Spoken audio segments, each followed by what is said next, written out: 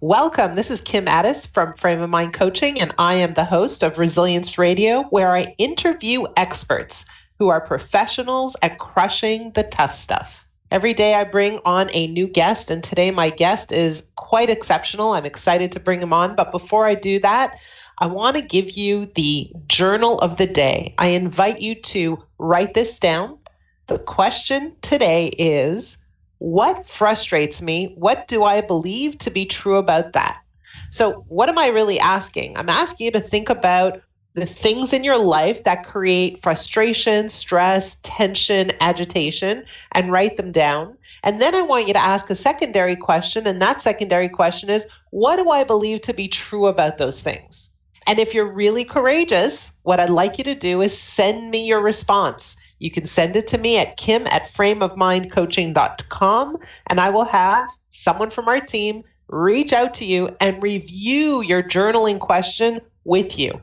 It's a very powerful exercise. Once you start to notice that the things that agitate you actually have something in common, guess what? The secret to that is you.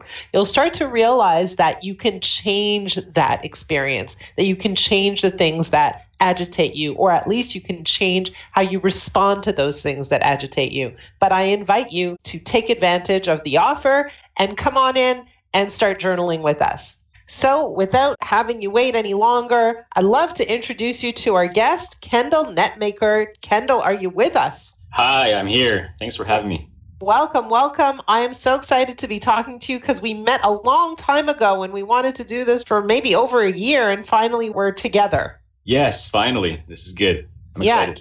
Kendal and I met at a tech event. I was speaking there and he was in the audience. And at the time, he was launching his speaking career. And I kind of want to catch up with that. So Kendal lives in Saskatchewan and he owns a company called Netmaker Enterprises. Yes. But you have a clothing line, right? Yes. I have a few businesses. Neechie Gear was my first company that was successful. So it's a clothing company that empowers you through sports, through a percentage of profits every single year.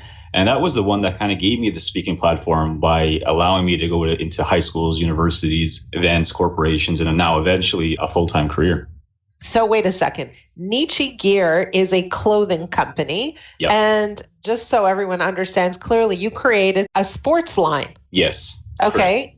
And is that company still up and running and active? Yeah, it's still up and running. We have a headquarters in Saskatoon and we sell online. We do corporate gear for corporations and also we wholesale to other retailers across the country. Okay. And while that company is up and running, you've kind of removed yourself a little bit from that equation, if I understand correctly, and you're focusing exclusively on speaking. Correct. Yeah, I'm kind of trying to get a succession plan ready here so I can continue to speak and move forward in this career. You know, speaking is what I love to do. I like helping people and helping entrepreneurs and companies and so on, telling better stories through their branding. So that was one of the main things that separated Neechie Gear from everything else is we had a really unique story that no one can really compete with. And I try to help others do the same thing with their companies.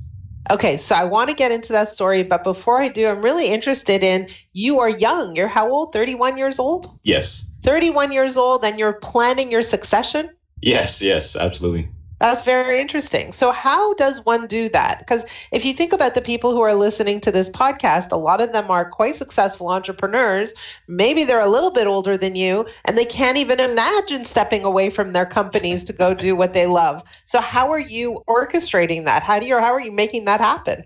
Honestly, I'm just trying a lot of different things out right now, and I'm hoping that one sticks. I've already made a lot of mistakes by trying this process out, and sometimes I feel like I haven't really gotten too far. So I've been trying things so far. The plan that we're on right now seems to be working and is allowing me time to grow as a speaker and continue getting engagements and fulfilling them. So can you please share with us some of the things you've tried that haven't worked? In the past, I brought in a manager whom I was giving sweat equity into the business to try and basically remove me from most of the decision-making processes day to day. And unfortunately, we kind of wasted several months we thought we had the right person. They came in with the right attitude, but once it came down to the paperwork and we signed contracts, true performance started to come through. And unfortunately, within another few months, we had to remove those conditions and let that person go. And we lost thousands of dollars, unfortunately. And I think that a lot of people who are hearing this are all nodding their heads heads going, I've been there, done that, wrote the book. Okay, so what did you try next? Basically, I was able to find one of my good friends who owns a fitness company, and he's basically trying to get more of the company now, and he actually's done that recently. So he bought out the remaining shareholders. Now it's just me and him, and it's more of a lean machine. And we're trying to set this up now more effectively so I can continue to speak. So I think this next way we're doing it, because we had about 4 of us in total when I tried to find the right people to get out of this business. So now it's down to 2, and hopefully eventually he will be the person to succeed with it.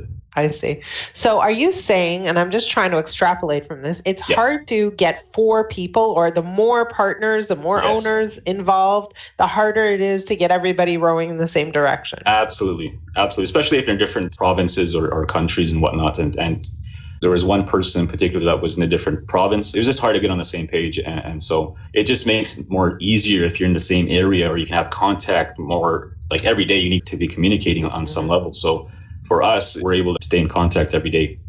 So are you saying that you're not involved in the day-to-day anymore? I'm involved on the big picture. That's probably the best way I can explain it. I make big decisions. I still work with the suppliers. I'm not in the store selling with people every single day or handling online orders. That's our employees' responsibility now. So in ways, we're creating systems that allow me to still be more free. But ultimately, I would like to find someone who can run it with this even further than I can right now. Mm-hmm. Okay, so you just made an offer to the world, right? You're on this podcast. Absolutely. What are you looking for specifically? Maybe somebody on the other end is going, hey, that's me. I'm looking for someone who has a creative background, who thinks that they can, take what we have here at NeechieGear.com and get it into more people's hands, not just within Canada, but North America and around the world. We have a unique story, and the challenge is now is finding someone who's the right fit and expanding what we've already created here. And essentially, like a lot of CEOs and owners out there, they're just trying to find out a person that's very similar to them. And I know it's very difficult to find that person, but there's a lot of driven people out there who want to take something and make it better. So if that's you, reach out to me. Okay, how do they find you? You can find me at KendalNetmaker.com, and you can fill out the contact form. My email is on there as well. Okay. So you keep saying you have a great story. Tell us the great story. Yes. Yeah. So I was raised in SweetGrass First Nation. My mom single parented us ever since we were kids.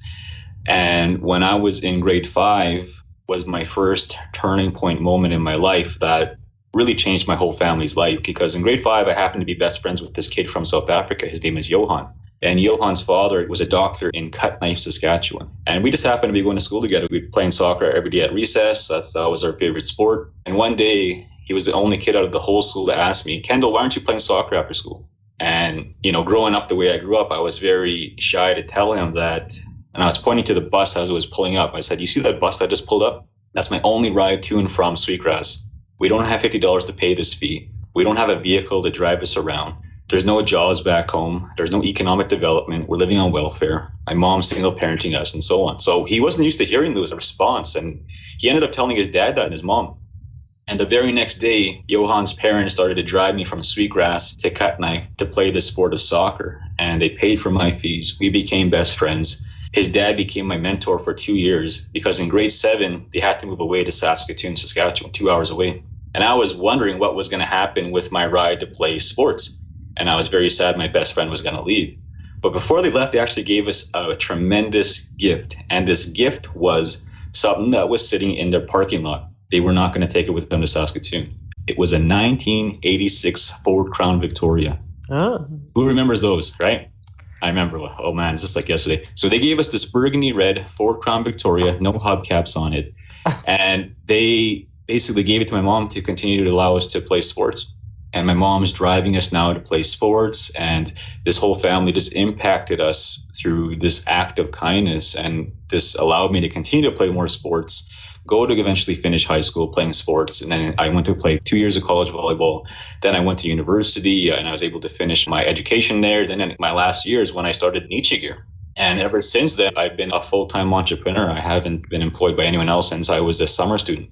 Wow. Okay. So go back. I need a little more detail. Sure, so you're in grade 5. You are growing up in a single parent environment and you are going to a school. And so were you the only one in that kind of circumstance? Were you different from the other kids? I think the only difference, the only difference was I came from a different community. There was 3 different First Nations around this little town. There's SweetGrass, Palmaker, Little Pine. A lot of kids that got bused into this farming community school had a hard time adapting to that lifestyle because, when you come in as almost a minority to a different place and all you're used to was how you grew up, I was the same way. So I knew that I had to adapt very early to be able to, I guess, make friends because everyone wants to feel accepted.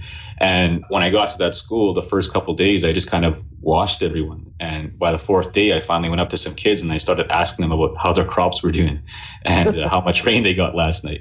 Like, I didn't know anything what that was about, but I was just trying to adapt. And that skill, I guess, allowed me to be able to make friends and still allows me to make friends in the entrepreneurial world as well and with my customers. So it's, I'm just very grateful I was able to use that in grade 5. Okay. And what happened to Johan? Johan eventually went to Saskatchewan. He graduated high school there and he met his wife there as well as they moved to Winnipeg. He is now a firefighter, married, 3 children, busy family. And are you friends with him still? Absolutely. Yeah. We had I went to go actually stay at his house this past spring while I was doing a speaking engagement out there. Okay. So you decided to go into sports clothing and you had no experience really in retail. So How did you make that transition? How did you decide, okay, I'm going to design some clothes? I was always a sports fanatic and I liked those brands, Nike, Under Armour, especially growing up, and I could never afford them growing up. So when I finally was working on this business idea in university, I made this, kind of a good business plan. I never really thought of anything of it. And I had to find business people to help me with this business plan. And then I had to learn how to pitch my business, had no idea how to do that as well. So I would always find people who knew what they were doing and I would take them out for coffee. And being able to learn from other people who were smarter than me, I was able to take my notepad and pen and take as much notes down as possible. Then when I finally got the funds to start this thing, I would just research other companies and what they were doing and add my own spin to it and add my own branding to it. And so our logo came by accident. I was playing on Photoshop one night and I put it on a shirt and it became our bestseller. So I was like, I'm going to trademark this logo. And so things kind of just played out. It's there's no really set way to do it, right? Okay, but hold on a second. There seems to be a bit of a theme. So let me go back. So you didn't know what you were doing. You decided to approach people who were smarter than you and ask them out for coffee. I mean, already that's a bold move. How did you do that? I mean, for people who are listening, who are saying, man, I'd love to, spend a coffee with so-and-so, but, why would he even pay attention to me? So what kind of thinking did you have going into it? What was your approach and how did they say yes? How can I explain this? When you don't grew up with a whole lot, when you kind of have, I guess, not so privileged circumstances, you kind of do things that most people wouldn't do. And that's one of those things when your back's against the wall and you have nothing to lose, that kind of mentality. Mm-hmm. That was probably the reason that allowed me to make those phone calls and ask. I just asked, right? And I still do that to this day. With this book launch that we're doing right now with this new book, I asked Brian Tracy, would you write a testimonial for my book? How did you ask him? Did you pick up the phone and say, I want to talk to Brian emails. Tracy? I mined their emails. I found them and I was able to send them emails and I got through from their assistants to them. And that's how I was able to get their responses. Because it's very difficult to obviously get them on the phone. So I found a way to get them through email. So I want to stop here because I want people who are listening to really pay attention.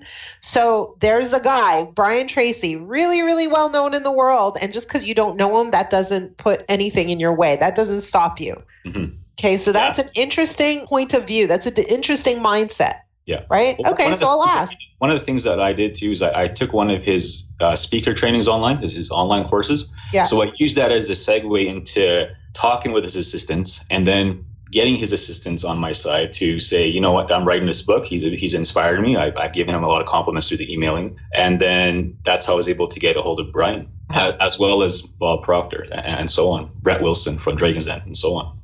Wow. Yeah. You could also ask me, not that I'm so famous, but who knows? I'm asking you. I'm asking you actually right now, right? Yeah, absolutely. Who doesn't want to be in the category of Brian Tracy? There you go. Go back. You said, finally, when I got funding, how did you get your funding? I got the funding through business plan competitions and competing against other startups who also were trying to do things with their businesses. And I had to learn how to pitch my business, which was the last step. And then once you do the pitching, it's kind of like Dragon's Den, and there's judges there, and then they award startups some money, and that's how I was able to get the startup cash initially. Okay, and how did you learn to pitch? Did you go to pitching school? Did you have a pitching mentor? How did you learn to pitch? Well, two things. I was a education student, so my background is education. That's my degree. I'm a teacher, and throughout that process, you kind of have to do some lesson plans and teach in front of your peers, which is always terrifying to me. I was never a good speaker, so I thought, or I was always terrified of what other people thought of me, so I would always be, shaking in the front of the room. So when it came time to doing this business pitch, I did two things. One, it was I practiced late at night in university classrooms. I put the projector on, I put my PowerPoint on, I did my spiel for how many takes, and I would stay there from 9 p.m. to maybe 2 a.m. for about a week until my pitch was ready, because I only got like a week's notice. So that's how I got over the nerves, because I basically tried to rehearse my pitch and do it flawlessly. The second thing I did was I told my story through my pitch, which a lot of people did not do throughout the whole process. And I believe that was the last competitive advantage that we had that allowed us to influence the judges to give us some money to start this business. Mm-hmm. So you went into an empty classroom and videotaped yourself doing this presentation over and over and over again? I never had no video recorder, so I just did it offhand every time. I just kept doing it and doing it. Yeah. And did you get anyone to watch you? Any feedback saying, hey, Kendal? Yeah, I had one other participant on the last day that actually came with me. We both watched each other pitch, and we actually ended up winning. She won 15,000. I won 10,000 out of that competition. So we were able to get there. Yeah. So you collaborated with your competitor. Yes. You're really interesting, Kendal. You're doing right? Like just your approach and the way you think about things is so dramatically bold and different from the rest of the world. That's very, very interesting. So you decided to go from Neechie Gear into speaking. Why? What took you there? Throughout Neechie Gear's process, I was always invited to go and share my story because people are always intrigued about it. And it wasn't until I told the story through Neechie Gear 8 months in where it actually started to get momentum. And once we did that, people started to requesting interviews with us, newspaper, print, online, magazines, and so on. And I started to get asked to go to these events, high school events, college events, and eventually corporate events, then conferences, and so on. And then I started to get a little bit of a fee. Remember, my first fee was about $50 to get to speak. And I was like, wow, I got paid $50 to go and speak. Mm-hmm. Then it was $300 and then $1,000 and so on. And I was thinking, we have something here. And I love doing this. If it wasn't for Neechie Gear, I would not have been introduced to this lifestyle and being able to help people this way. So I kept working at it. And like I said, I took one of Brian Tracy's courses. I took multiple other courses. I went to seminars. I watched other people who would speak. I got inspired by the best of the best, Les Brown, Zig Ziglar, Tony Robbins, all the people that you see all over Facebook and social media. So I would watch these people, study what they did, took what I knew, and make the best I possibly could from it. And I'm still working at it to this day. And most of my company's revenue comes from the speaking engagements and the product sales from those engagements. So it's a fun business because it takes me all over the place and I get to meet people, go places I've never thought I'd ever be to. And I'm just excited for what the next 10 years looks like. So product sales. So are you allowed to sell when you're speaking? Yes. Do you have like back of the room sales? Yes. I would say probably 40% of them will allow you to do that, depending on the audience and what their mission is with the event. So what this book is going to be obviously one of those items, but also I have an online academy where I help other entrepreneurs and businesses to tell better stories through their companies. And I kind of coach them through it. So it's a bunch of video trainings, downloads, as well as access to me as an online mentor. So you're selling at the back of the room your own learning product and your book. But are you selling any Neechie Gear? Are you selling shoes or That's how it started. That's how it started. But the market's changed now with everything. The Neechie Gear stuff is not really fitted for a lot of these audiences that I'm speaking to. I'm speaking to more personal development, business audiences who want to learn more. So I give them more of what they need. Okay, so it's funny because I talk to a lot of entrepreneurs about how speaking can help them build their platform, even if they're talking about video production or whatever the subject is that they're working on. How do you find and get speaking engagements? You speak for free for a long time. You speak for free. You speak for free as many places that you can in your local area, which is what I did. And then you kind of get momentum from that. As you master your one, I guess as Jane Atkinson says, your epic keynote. As you master an epic keynote, you're able to get other people to say, hey, we should bring that person in to speak at our event. We should bring him into this school or this college or this conference and so on. And that's how it started for me. And that's how most of my business comes from, is from once I get in there, I do my keynote, I should at least get 2-3 people wanting to bring me to their events. And that should be your goal, is at least 2 to 3 people should be coming out to you at the end of it and saying, I would love for you to come and speak for us. Okay. So I have worked with many, many entrepreneurs, and we've discovered that entrepreneurs on their way to success tend to make sacrifices along the way. Yeah. And sometimes it affects, their relationships with their family or their time with their family, that type of thing. In your case, you're traveling quite a bit. You're married. You have 2 kids. So how does it all work together? Rachel's a teacher in the city here, and we're trying to work my business into allowing her more free time with her life so she can be more home. So that's one of our goals right now, is with the business that I'm running, is that I can still self-sustain it with allowing her freedom so we can continue to raise our parents more effectively. When I'm on the road, it's obviously a challenge to do that. So one of the things as a speaker is, if you're on the road a lot, especially if you're really concerned about your family, which I am, you raise your fee so you can get the engagements that will respect you and your fee and will, I guess, treat you the way that you need to be treated throughout the whole process. If your fee is very minimal, and you'll see this as with other speakers, they'll talk about this, you're not as respected or you're not as a priority to the main conference. So you don't get the priority service with, flights, with details, with how your engagements are going, the follow-up. But when your fees are higher, you're first priority. So you also get the engagements that you can negotiate with dates and so on. So it makes it better if you're able to, like I said, master that craft. And also you get more negotiating room to, I guess, spend more time with your family, or maybe bring them with you. So you go from speaking for free to raising your fee. So you've put in a lot of time. Yes, lots of time. Okay. Yeah. So one of the things that we want to notice is that Kendal decides on something and he puts his mind to it. He studies it. He puts in the hours. He practices over and over again and really gets to the point of honing his craft, no matter what he's doing. Yes. Very, very interesting. Okay. What would you say is the greatest challenge you've had to overcome in growing your business or even growing up? There's so many. I guess personally, I never gave myself permission to really be the person I wanted to be with the speaking field.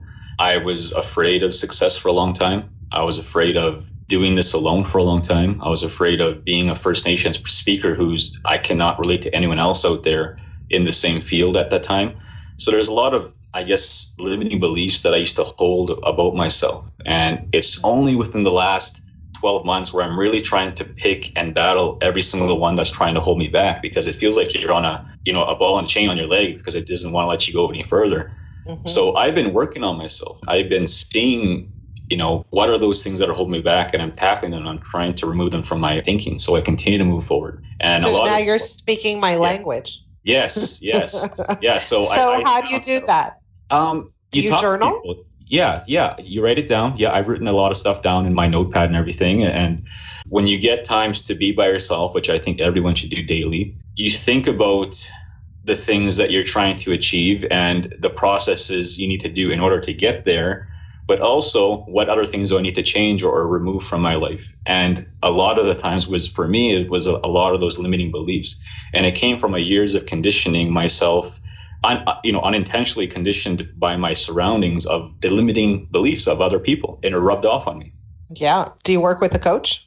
I worked with several coaches. I try a bunch of people out. It was the first time I've ever invested myself, which was about 2 years ago, in that field. Up until then, I've taken, like I said, a ton of audio programs, online courses. I've been to seminars and so on. So when I finally got coaching, it really started to challenge my thinking better. And did it make an impact for you? Did it make a difference? Absolutely. Yeah.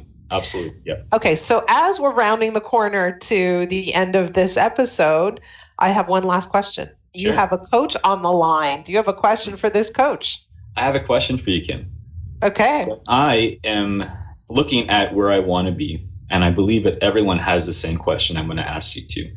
When I see where I want to be within 5-10 years down the road and how big it looks and how different of a person I need to become, what is the advice that you would have for me to continue to keep removing those limiting beliefs out of my head and keeping myself focused on this path from where I am to where I want to be in 5-10 years, along with anyone else who's watching? What is the main advice that you would give to someone that's in my shoes? Okay, so you're really asking two questions. Yeah. You didn't know that, but you are. So I'll answer your question, but there's something in the way you ask your question that is really worth paying attention to. So what is the best way to remove your limiting beliefs? Yeah. You're doing all the right things. You're working with coaches. You're doing your journaling. As you journal, you want to write down, let's say, here's my challenge. Here's what I'm facing. Here's what I want to achieve. And then you want to write, the next question is, what do I believe to be true about these things? And so let's go. And so as you're identifying those beliefs, because the biggest challenge of addressing your limiting beliefs is not knowing what they are. Yes. Right? They're hidden. They're kind of lying underneath the surface, and they're difficult to really see. That's the biggest problem that most of us have with the concept of limiting beliefs, because if you look at the highly driven population, the moment they realize, man, I've been thinking this way and it's getting in my way, again, highly driven people say, I don't have time for that, right? And they move it over and they move forward, right? And so the big challenge here is, how do you bring it to light? How do you really get to see what's happening in your subconscious that's just driving behaviors that don't lead to the outcomes you want? And so journaling is one way to do it. When we coach people, obviously, the coaching process accelerates it because you have someone who is experienced at seeing what you don't see, and they bring it forward, and then it's addressed much, much faster. So if you can partner with someone who can see more readily, that's great. In your case, you're already somewhat skilled. And so when you journal, ask yourself the question, what do I believe to be true? But let's go back for a minute. One of the things you said was, how do I get from where I am now to where I want to be? It's such a big, such a big vision. And in the way you asked the question, what you did was you identified a gap, right? You didn't mean to do it. You didn't notice you were doing it, but that's where someone like me comes into play. And what you're really doing is you're saying, it's so far away, it's hard for me to wrap my arms around it, right? Like I can see it, but there's this big chasm in the middle, and it's hard for me to step over it. And that's where you have a set of beliefs, by the way. Yes. Right? And so what do I believe about my ability to get from here to there? What do I believe about this big gap? It seems a little daunting. So let's explore that. Yeah. Exactly. So very often the way you ask a question will unearth a lot of the beliefs you already have. I can see that there's a discomfort or a lack of ease or a feeling of, yes, but it seems so far away. It seems like such a distance. And that vision of distance slows you down. Yes. Yeah. That makes sense. Does that make sense to you? Yeah, that makes sense. Yeah. Yeah. So that's what I would advise you. And really look at what you believe to be true about anything. What do I believe to be true about my ability to reach this goal? What do I believe to be true about this big vision? What do I believe to be true about the fact that I'm here now and that's where I want to be? What do I believe to be true? Yes. Good? Very good. Very good. Kim, I just want to touch on that. When you came into our tech session and I think one of the participants were asking you some questions about what they were struggling with. And one of the things you said was, according to who? Who said that? And you're really challenging them. And I really loved what you were doing with that. And I never forgot about how you came as a coach to those to their limiting beliefs and how we make these things up in the back of our mind to stop us from doing things. And I really took a lot from that session. So I just want to thank you for that. Oh, thank you. Thank you for the feedback. And it's true. We all make things up. We invent things and we put those things right in front of us as our hurdles to get over. We do it all the time. Every one of us, no one is exempt. Yes. Kendal, thank you so much for joining me today. Before we go, by the way, I just want to add one more thing, is that a lot of people ask me, how do I learn more about Frame of Mind coaching? How do I get the experience of coaching? How do I test it out to see if it's for me? And really, a more important question, how do I start understanding what beliefs I have that are standing in the way of my success? And what I would suggest to anyone who's listening, who's interested in kind of exploring more, doing their own personal development, is to go to frameofmindcoaching.com, and right there on the front page is an assessment. And that will allow you to start to explore this whole concept of what beliefs are standing in my way. And so you'll fill out this form, it'll ask you a bunch of questions, including journaling questions, and you'll have some time with someone from our team who will go over it with you and help you immediately see what's standing in your way. So I invite you to do that. Kendal, thank you for joining me, and thanks everyone for tuning in. Thank you.